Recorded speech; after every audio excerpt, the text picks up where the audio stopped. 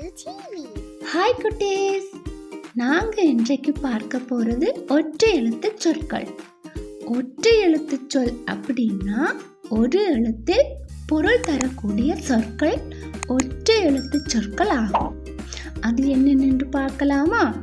வாங்க வீடியோவுக்குள்ள போலாம்.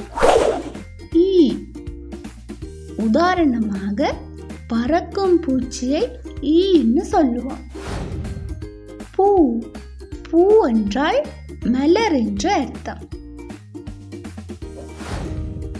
கை, எமது உடலின் ஒரு பாகத்தை கைன்னு சொல்லுவோம். தீ, நெருப்பை தீன்னு சொல்லுவோம்.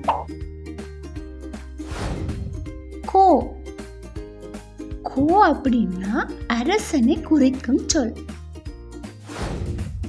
தை, உதாரணம் தைத்தல், மாதங்களில் வரக்கூடிய தை மாதம் போன்றவற்றை குறிக்கும். நீ, எமக்கு முன்னால் இருப்பவரை நீ என்று சொல்லுவோம். வா, ஒருவரை அழைப்பதற்கு வா என்று அழைப்போம். போ, ஒரு இடத்திலிருந்து இன்னொரு இடத்திற்கு போக சொல்வதற்கு போ என்ற வார்த்தையை உபயோகப்படுத்தலாம். நா, நாக்கை நா என்று சொல்லலாம். தா, ஒரு பொருளை இன்னொருவரிடமிருந்து வாங்குவதற்கு தா என்ற சொல்லை கூறலாம்.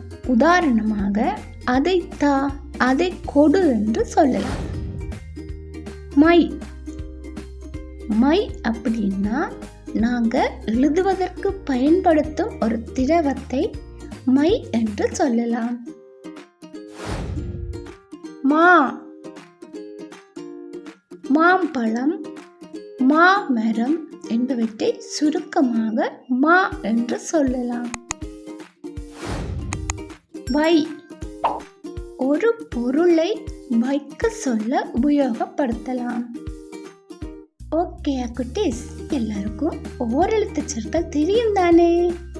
இது போல இன்னொரு வீடியோவில் ஈரெழுத்து சொற்களை பற்றி பார்க்கலாம். அது வரைக்கும் டாடா, பை பாய். இந்த வீடியோ உங்களுக்கு பிடிச்சிருந்ததுன்னா லைக் பண்ணுங்க, ஷேர் பண்ணுங்க, சப்ஸ்கிரைப் பண்ணுங்க, பெல் பட்டனை கிளிக் பண்ணுங்க. Thank you. Bye bye.